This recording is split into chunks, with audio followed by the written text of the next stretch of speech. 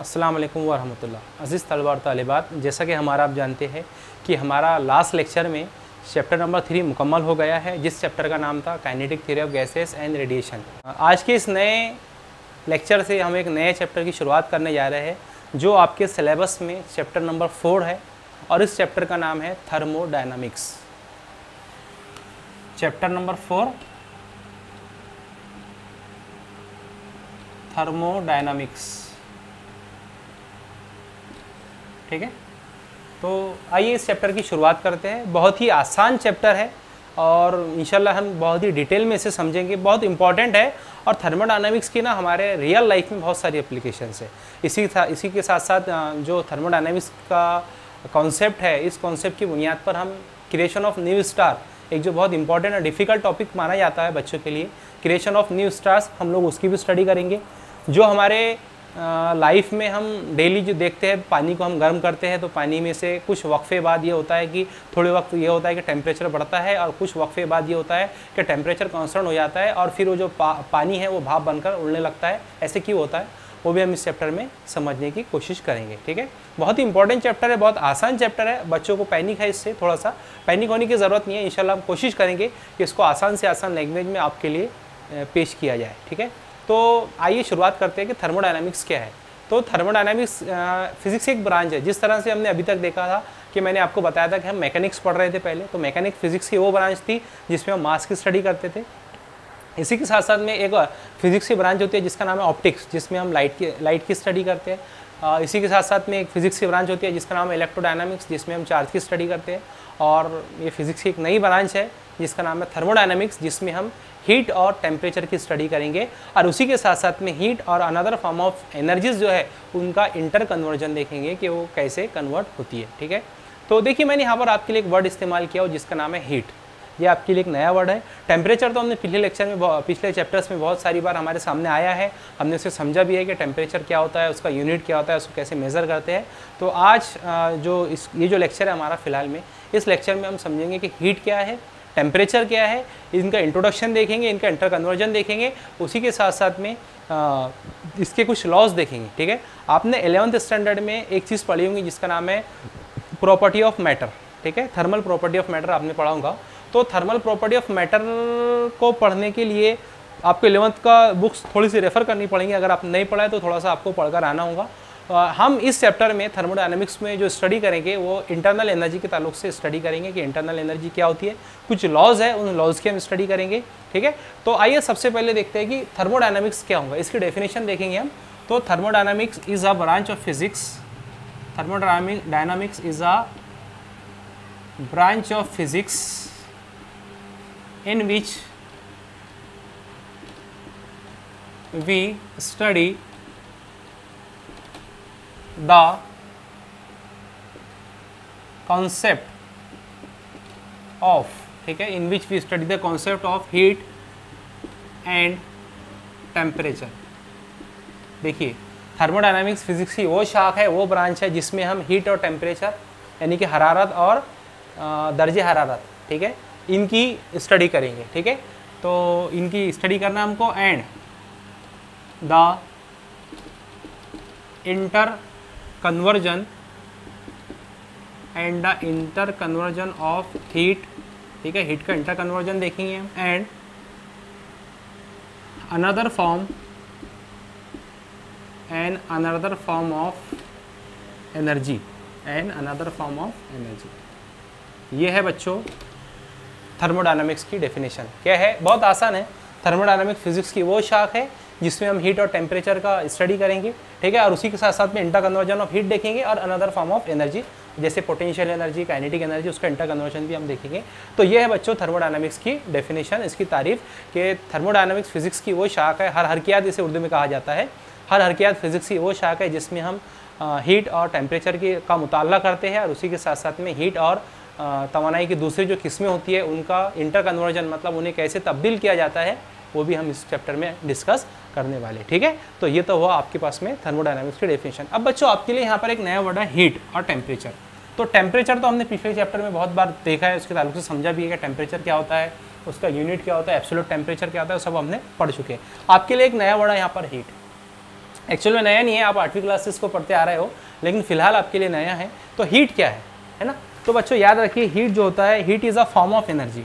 Heat is a form of energy. ये ना energy की एक किस्म है, is a form of energy.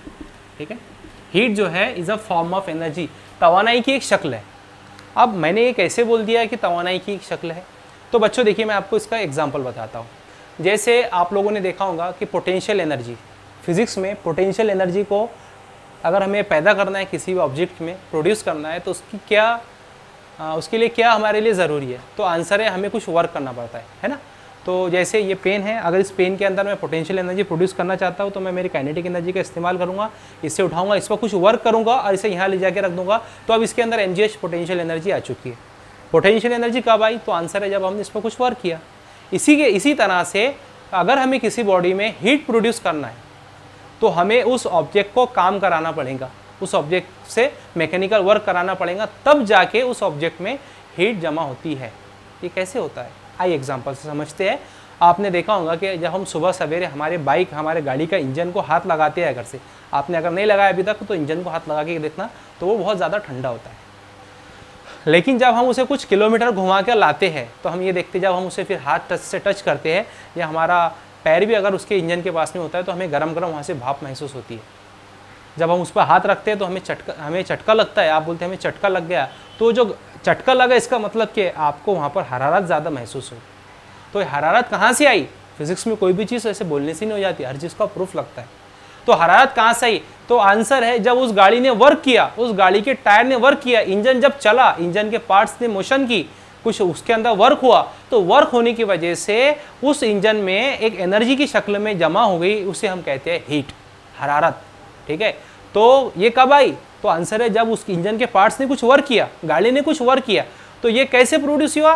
तो जब उस इंजन ने वर्क किया, तो वर्क करने की वजह से उसमें एक एनर्जी प्रोड्यूस हो गई। जिस तरह से पोटेंशियल एनर्जी होती थी, उसी तरह से वर्क करने की वजह से एक एनर्जी प्रोड्यूस हुई। उस एनर्जी को कहते हैं हीट एनर्जी, और उसको आप महसूस कर सकते हो। तो हीट एनर्जी कैसे आई? तो आंसर है, आपको कुछ मैकेनिकल वर्क करना पड़ा। आइए एक और एग्जांपल लेते हैं।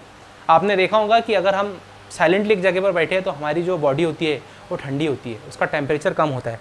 लेकिन आइए हम जिम में चलते हैं, जब हम जिम में जाते हैं, जब हम एक्सरसाइज करते हैं, मस्कुलर एक्सरसाइज, पुशअप, जो भी हम लोग वहाँ पर जाके परफॉर्म करते हैं एक्टिविटी, हम ये देखते हैं कि कुछ वक्फे बाद हमारी जो बॉडी होती है वो ऑटोमेटिकली हीटअप हो जाती है, ऑटोमेटिकली गर्म हो जाती है। ये कैसे हुआ? तो आंसर है, आपने कुछ वर्क किया। तो जब हम वर्क करते हैं, तो वर्क हमारे जिस्म में हीट एनर्जी की शक्ल में जमा हो जाता है और हमें वो महसूस होता है। तो हीट कैसे आई, हरारत कैसे आई? तो आंसर है, हमें कुछ वर्क करना पड़ा। तो वर्क करने की वजह से हमारे बॉडी में क्या जनरेट हुई? हीट जनरेट हुई। इसका मतलब यह है कि heat is a form of energy, ये एनर्जी की एक शक्ल है। ठीक है, अब एनर्जी हमने इसे कहा एनर्जी की एक शक्ल है, इसका मतलब यह है कि हम इसे एक जिस्म से दूसरे जिस्म में, एक फॉर्म से दूसरे फॉर्म में ट्रांसफ़र भी कर सकते हैं। जी हाँ, बिल्कुल ट्रांसफ़र कर सकते हैं, क्योंकि heat is a form of energy. Is it clear? तो ये है थोड़ा सा इंट्रोडक्शन थर्मोडायनामिक्स के ताल्लुक से। और टेम्परेचर तो आपको पता है। अब इंटर कन्वर्जन में आपको बताता हूँ ये कैसे होता है। देखिए, आपने देखा होगा कि हम टेम्परेचर की पहले बात कर, हीट की बात करते हैं, इंटर कन्वर्जन कैसे होता है। मान लो आपके पास में दो ऑब्जेक्ट है, एक कोल्ड ऑब्जेक्ट है, एक हॉट ऑब्जेक्ट है। ठीक है, एक ठंडा है, एक गर्म है। हम ये देखते हैं कि जब हम दोनों को एक दूसरे के आसपास रखते हैं, तो कुछ देर बाद ये होता है कि जो हॉट ऑब्जेक्ट होता है वो अपनी हीट को ट्रांसफ़र करना शुरू कर देता है, क्योंकि it is a form of energy. Is it clear? ये क्या करता है, अपने अंदर से तवानाई को, एनर्जी को ट्रांसफ़र करना शुरू कर देता है, मुंतकिल करना शुरू कर देता है, और एक वक्फा यह आता है कि दोनों भी ऑब्जेक्ट का टेम्परेचर इक्वल हो जाता है। ठीक है, तो ऐसे क्यों होता है? ऐसे इसलिए होता है कि heat is a form of energy. Energy एक बॉडी से दूसरी बॉडी में जाती है। जब हम दो ऑब्जेक्ट को रखते हैं, एक गर्म है, एक सर्द है, तो गर्म ऑब्जेक्ट क्या करता है? अपनी हीट को ट्रांसफ़र करता है। किस में ट्रांसफ़र करता है? तो इस कोल्ड ऑब्जेक्ट में। और एक वक्त ये आता है कि दोनों को टेम्परेचर इक्वल हो जाता है। ठीक है, और उसके बाद में टेम्परेचर का बढ़ना बंद हो जाता है। तो यह है इंटर कन्वर्जन। कैसे कन्वर्ट हुआ? एक बॉडी से दूसरी बॉडी में चले गए। ठीक है, तो यह है आपका इंटर कन्वर्जन ऑफ एनर्जी।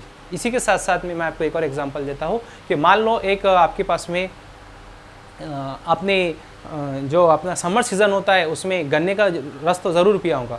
आप ये देखते हैं कि जो हमारा गन्ने का रस होता है, कभी कभी हम ये बोलते हैं, जो रसवंती वाला उसे हम ये बोलते हैं कि बिना बर्फ़ वाला दीजिए। तो बिना बर्फ़ वाला जो गन्ने का रस होता है, उसका टेम्परेचर थोड़ा मीडियम होता है, मतलब रूम टेम्परेचर पर होता है। लेकिन जब हम उसमें बर्फ़ को डालते हैं तो ऐसी क्या वजह है कि वो ठंडा हो जाता है, ये हमें सोचना पड़ेगा, because we are the student of physics, is it clear. तो वो ठंडा क्यों हो जाता है? आप बोलेंगे सर हमने बर्फ़ को डाल दिया तो ठंडा हो गया, जी नहीं, ऐसे नहीं होता है। वहाँ पर भी एक मैकेनिज्म होता है, वो मैकेनिज्म ही आपको थर्मोडायनामिक्स सिखाता है। वहाँ ये होता है बच्चों कि आप सभी को पता होना चाहिए कि जो पोटेंशियल है, एक जनरली वर्ड में बताता हूँ, पोटेंशियल हमेशा हाई से लो की तरफ जाता है, ठीक है। तो यहाँ पर ना एक पोटेंशियल का कॉन्सेप्ट है। कैसे कॉन्सेप्ट है, आइए मैं इसको बताता हूँ। मान लो आपके पास में जो टेम्परेचर है वो, आपके पास में एक गिलास है, ठीक है, गिलास में आपने रसवंती का रस लिया है, ठीक है, गन्ने का रस लिया, उसमें बर्फ़ को डाला तो क्या होता ये है कि जो आपका रसवंती का जो मतलब जो रस का जो टेम्परेचर है, वो रस का टेम्परेचर उस बर्फ़ के टेम्परेचर से ज़्यादा है। तो मैंने अभी बताया पोटेंशियल हायर से लोअर की तरफ जाता है। तो होता ये है कि वो रस का टेम्परेचर जो होता है उस बर्फ़ में ट्रांसफ़र होता है, और वो बर्फ़ क्या होती है, जैसे ही वो बर्फ़ के अंदर ट्रांसफ़र होता है तो ट्रांसफ़र होने की वजह से बर्फ़ का टेम्परेचर धीरे धीरे क्या होता है, डिक्रीज़ होता है, सॉरी धीरे धीरे इंक्रीज़ होता है। जब उसका टेम्परेचर धीरे धीरे इंक्रीज़ होता है तो बर्फ़ खुद ब खुद पिघलना शुरू हो जाता है। ये कब हुआ? बर्फ़ डालने से नहीं हुआ। ये कब हुआ? जब उस रस ने अपना टेम्परेचर ट्रांसफ़र किया, किसको? बर्फ़ को, तब जाके ये अमल हुआ, ठीक है। तो रस पीने के पीछे भी ये फिजिक्स है, ठीक है। तो आपको तमाम चीज़ें कॉन्सेप्ट पता होनी चाहिए। तो ऐसा क्यों हुआ, ये देखिए मैं आपको एक क्यों बात बता रहा हूँ, क्योंकि आपकी जो रिकॉलिंग क्वेश्चन है उसमें भी ये सवाल है। आइए मैं आपको आपके सामने रिकॉलिंग क्वेश्चन भी पढ़ देता हूँ। सबसे पहला रिकॉलिंग क्वेश्चन क्या है, when a piece of ice is placed in a water at room temperature, the ice melts and water cool down, why does their temperature changes. ये बड़ा इंपॉर्टेंट सवाल है, देखिए मैं आपको बताता हूँ क्या है सवाल। When a piece of ice is placed in a water at room temperature, मतलब एक वाटर है, ठीक है, रूम टेम्परेचर पर, वही रस वाली बात, एक वाटर को लिया हमने रूम टेम्परेचर, उसमें बर्फ को डाला, तो वो क्या बोलता है, the ice melts and water cool down. तो क्या होता है, बर्फ पिघलना शुरू होता है और पानी ठंडा हो जाता है। उसने बोला ऐसा क्यों, तो अभी आपको बताया मैंने, why does their temperature change, उसका टेम्परेचर क्यों बदल जाता है, क्योंकि वो पानी क्या करता है, अपनी हीट जो होता है, अपनी हीट को ट्रांसफर करता है किस में, बर्फ में। तो बर्फ का टेम्परेचर बढ़ता है और बर्फ पिघलना शुरू होता है। जैसे जैसे बर्फ पिघलती है तो जो बर्फ होता है वो पानी के साथ में मिलता है और पानी ठंडा होना शुरू हो जाता है, क्योंकि इधर से जो पहले जो इसने हीट को ट्रांसफर किया, ठीक है, किसने, पानी ने, तो पानी का टेम्परेचर वैसे ही कम हुआ, ऊपर से बर्फ भी ठंडा था, वो भी उससे आकर मिला, तो इसकी वजह से क्या हुआ, उसका टेम्परेचर चेंज हो गया। ये पहले क्वेश्चन का सवाल, पहले क्वेश्चन का जवाब जो आपके रिकॉलिंग क्वेश्चन के अंदर है। Is it clear? Second question क्या बोलता है, आइए इसको समझते हैं। सेकंड क्वेश्चन ये बोलता है कि when water boils why does its temperature remain constant. हाँ, ये भी बड़ा इंपॉर्टेंट चीज़ है। देखिए बहुत अच्छी क्वेश्चंस दिए हैं, मैं इसका भी आपको आंसर बताना चाहता हूँ कि व्हेन वाटर बॉइल्स, जब हम पानी को गर्म करते हैं, why does its temperature remain constant, तो क्या होता है कि कुछ वक्फे बाद उसका टेम्परेचर क्यों कांस्टेंट हो जाता है। तो मैं भी आपको ये बताता हूँ। आपने क्या किया, एक बकेट में पानी लिया, उसमें आपका हीटर लगाया, उसे गर्म करना शुरू किया, तो धीरे धीरे उसका टेम्परेचर 0, 10, 20, 30, 40, 50, 60, 70, 80, 90, 100 तक टेम्परेचर पहुँच गया। होता यह है बच्चों के 100 डिग्री सेल्सियस के बाद में उसका वाटर का जो टेम्परेचर है वो नहीं बढ़ता, क्योंकि वो उसका बॉइलिंग पॉइंट होता है। कौन सा पॉइंट होता है, बॉइलिंग पॉइंट, जिसे नुक्ते उबाल कहते हैं। उसके बाद ये होता है कि उसमें बॉइल बनना शुरू हो जाते हैं और वो जो पानी है वो भाप बनकर उड़ना शुरू हो जाता है। उसके बाद में उसका टेम्परेचर नहीं बढ़ता। क्यों? उसका आंसर क्या है, उसका आंसर ये है क्योंकि वहाँ पर बॉइलिंग पॉइंट कितना होता है, 100 डिग्री सेल्सियस होता है, इसीलिए उसके बाद में टेम्परेचर कांस्टेंट होता है। आप गिनो उतने भरेंगे, चाहे आप इधर से उसको कितना हीट अप कीजिए, ठीक है। तो ये सेकंड क्वेश्चन का आंसर। थर्ड क्वेश्चन क्या बोलता है कि when an inflated balloon is suddenly burst, why is the emerging air slightly cooled। हाँ, ये भी इंपॉर्टेंट क्वेश्चन है।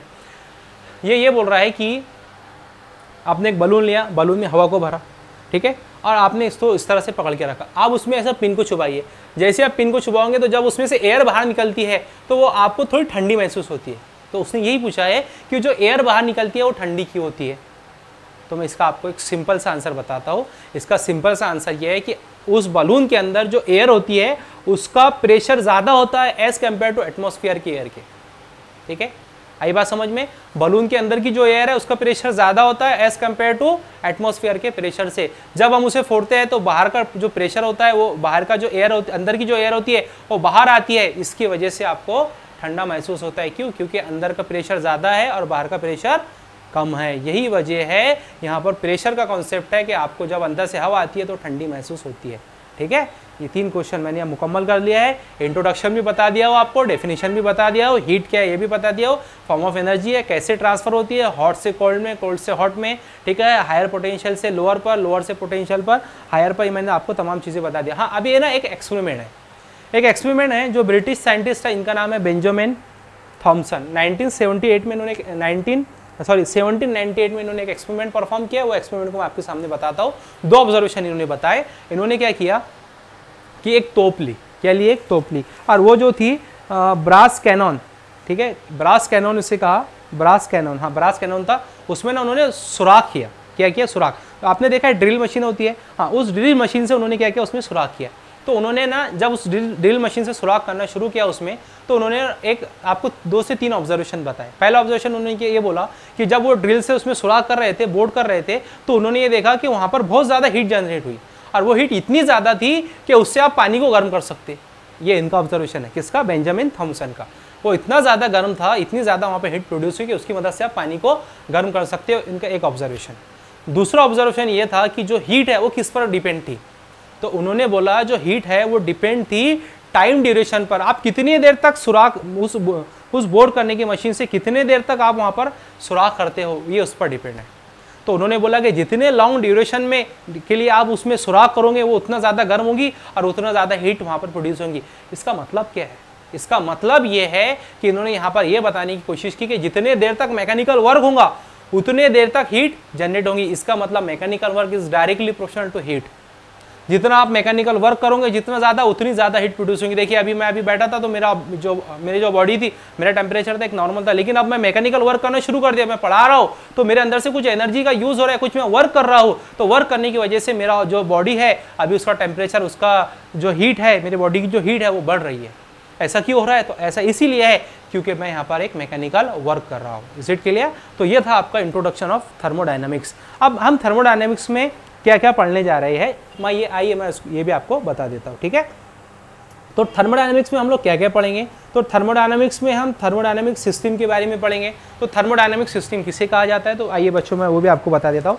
थर्मोडायनामिक सिस्टम का मतलब होता है, मान लो आपके पास में एक बीकर है, बीकर में आपके पानी को गर्म किया और उसमें थर्मोमीटर को डाल दिया, आप टेम्परेचर मेजर कर रहे, तो ये जो सिस्टम है इस सिस्टम को क्या बोलेंगे, थर्मोडायनामिक्स। Is it clear?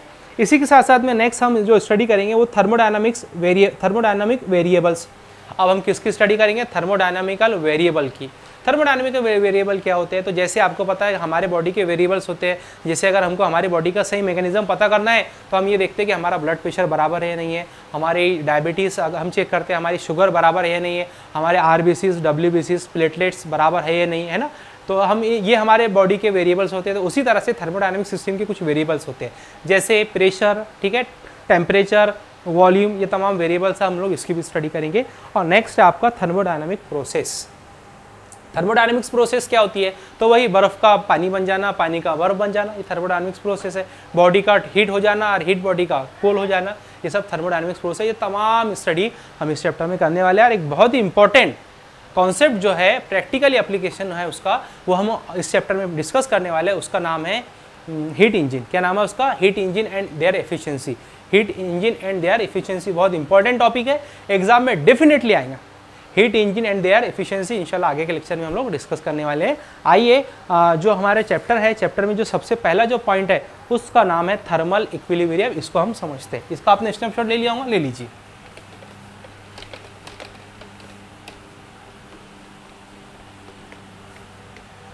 जो हमारा फर्स्ट टॉपिक है आज का, उसका नाम है, इंट्रोडक्शन तो हो गया आपका, अब यह है थर्मल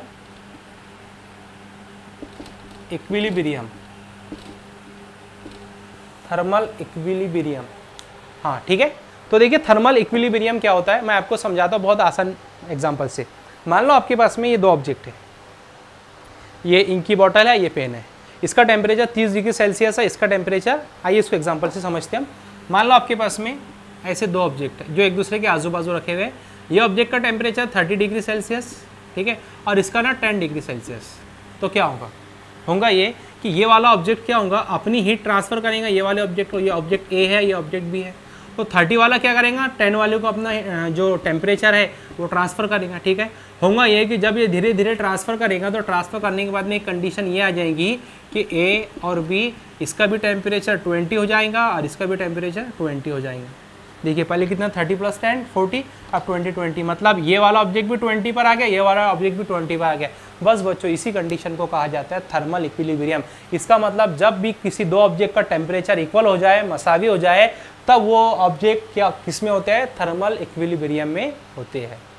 ये बात समझिए, बहुत सिंपल सी मिसाल है। 30 डिग्री 10 डिग्री, इसने अपना टेम्परेचर इसको ट्रांसफ़र किया। ठीक है, जैसे ट्रांसफ़र किया दोनों का टेम्परेचर मसावी हो गया। मतलब अभी जो दो ऑब्जेक्ट है, ये दो ऑब्जेक्ट का ऐसे है तो दो ऑब्जेक्ट थर्मल इक्विलिब्रियम में है। ठीक है, तो ये होता है थर्मल इक्विलिब्रियम का मतलब। आपके टेक्स्ट बुक में बहुत बड़ा इसने पैराग्राफ बना दिया है, इतना कोई बताने वाली बात इसमें है नहीं। थर्मल इक्विलिब्रियम का मतलब ये होता है कि when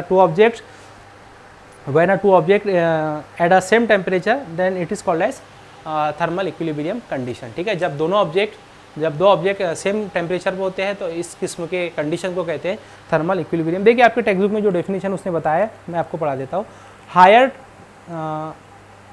heat is something that transfer from a substance at a higher temperature to the lower temperature. ठीक है, so when two object are at the same temperature they are in a thermal equilibrium. वही बात जो मैंने आपको बताया हो कि अगर दो ऑब्जेक्ट सेम टेम्परेचर पे होते हैं तो ऑब्जेक्ट किस में होते हैं, थर्मल इक्विलिब्रियम में होते हैं। ठीक है, तो यहाँ तक हमारा थर्मल इक्विलिब्रियम भी कंप्लीट होता है। नेक्स्ट जो टॉपिक है आपका वो बड़ा इंपॉर्टेंट टॉपिक है और हर साल बच्चे पूछते हैं इसके ताल्लुक से कि इस लॉ को, एक लॉ है ये ज़ीरोथ लॉ ऑफ थर्मोडायनामिक्स, है ना, ज़ीरोथ लॉ ऑफ थर्मोडायनामिक्स। तो जैसे आपने अभी तक फिजिक्स में हर जगह सुना होगा first law, Newton first law, Newton second law, Newton third law, ये ज़ीरोथ लॉ कैसे है। तो बच्चों मैं आपको इसकी हिस्ट्री बताता हूँ। थर्मोडायनामिक्स में ये लॉ ना, थर्मोडायनामिक्स का फर्स्ट लॉ और थर्मोडायनामिक्स का सेकंड लॉ के बाद में आया था, लेकिन इसका इंपॉर्टेंस फर्स्ट लॉ और सेकंड लॉ के लिए बहुत ज़्यादा ज़रूरी है। इसीलिए उन्होंने अब उसको चेंज नहीं किया कि उसको फर्स्ट को सेकंड करते थे, सेकंड को थर्ड करते थे और इसको फर्स्ट करते थे। उन्होंने चेंज नहीं किया, उन्होंने क्या बोल दिया, सीधा ज़ीरोथ लॉ। क्यों? क्योंकि ये थर्मोडायनेमिक्स के फर्स्ट लॉ और सेकंड लॉ बाद में आया है, इसीलिए इस लॉ को क्या बोलते हैं, ज़ीरोथ लॉ बोलते हैं। क्या बोलते हैं इसको, ज़ीरोथ लॉ ऑफ थर्मोडायनेमिक्स। आइए इसको समझते हैं। तो ज़ीरोथ लॉ ऑफ थर्मोडायनेमिक्स क्या है, देखिए मैं आपको बताता हूँ। आपके पास में मान लो ए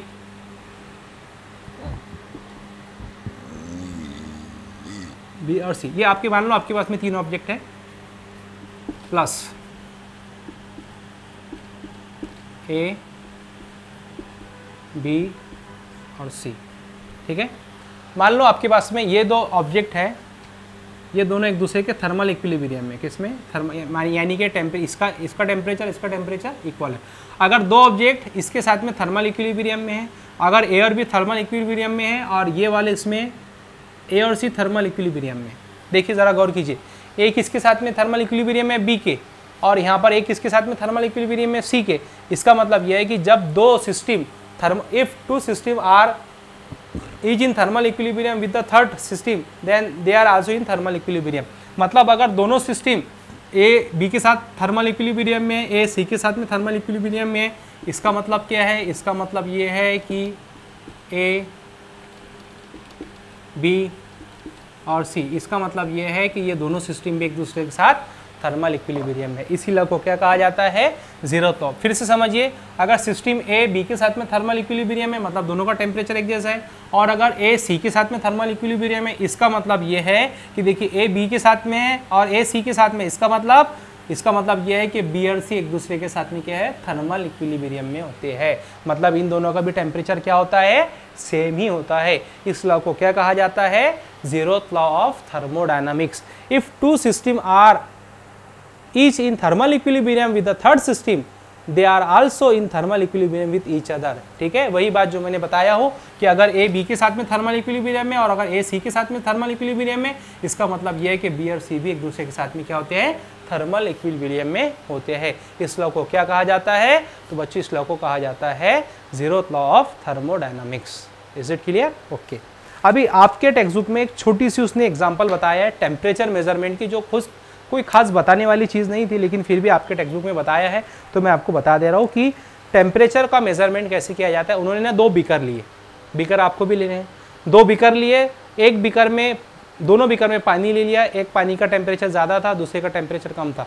उन्होंने क्या किया, फर्स्ट वाली बीकर में थर्मामीटर को डाला और उसका टेम्परेचर का मेजरमेंट किया, टेम्परेचर कितना था।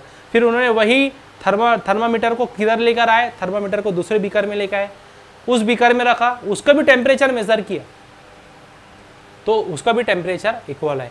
इसका मतलब क्या है, पहले ऑब्जेक्ट का, पहले वाले बीकर में जो आपका लिक्विड भरा था उसका टेम्परेचर मान लो 20 डिग्री सेल्सियस है, जो दूसरे इसमें मान लो उसका भी 20 डिग्री सेल्सियस, मतलब दोनों का टेम्परेचर एक जैसा है। अब कैसे पता करेंगे कि दोनों थर्मल इक्विलिब्रियम में, तो उन्होंने क्या किया, उसमें थर्मामीटर को डाला, तो पहले बीकर में जब थर्मामीटर को डाला तो मान लो उसने 50 डिग्री सेल्सियस टेम्परेचर बताया, फिर 20 डिग्री सेल्सियस टेम्परेचर बताया। फिर उन्होंने उसी थर्मामीटर को निकाला, दूसरे वाले बीकर में डाला, तो उसने भी 20 डिग्री सेल्सियस बताया। इसका मतलब इस टेम्परेचर मेजरमेंट से हमें क्या पता चलता है, तो आंसर है इस टेम्परेचर मेजरमेंट से हमें ये पता चलता है कि दोनों भी जो लिक्विड है वो कैसे है, थर्मल इक्विलिब्रियम में।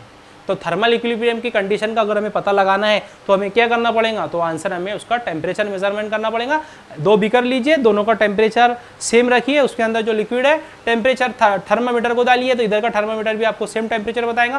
फिर थर्मामीटर को निकालिए, दूसरे बीकर में डालिए तो वो भी आपको सेम टेम्परेचर बताएगा। इसका मतलब ये है कि दोनों भी जो लिक्विड है वो थर्मल इक्विलिब्रियम में। तो थर्मल इक्विलिब्रियम के लिए कंडीशन ये है कि हमें टेम्परेचर मेजरमेंट करना पड़ेगा, और टेम्परेचर मेजरमेंट करने के लिए जो आला इस्तेमाल किया जाता है उसे थर्मामीटर कहते हैं। और इस प्रोसेस को क्या कहते हैं, तो इस प्रोसेस को कहते हैं थर्मोमेट्री। क्या बोलते हैं इसको, थर्मोमेट्री। मतलब टेम्परेचर का मेजरमेंट जो होता है वो थर्मोमेट्री कहलाता है। क्या कहलाता है, थर्मोमेट्री। तो thermometry is a process in which we have to study और measure the temperature of the liquid और any other physical quantities. Is it clear?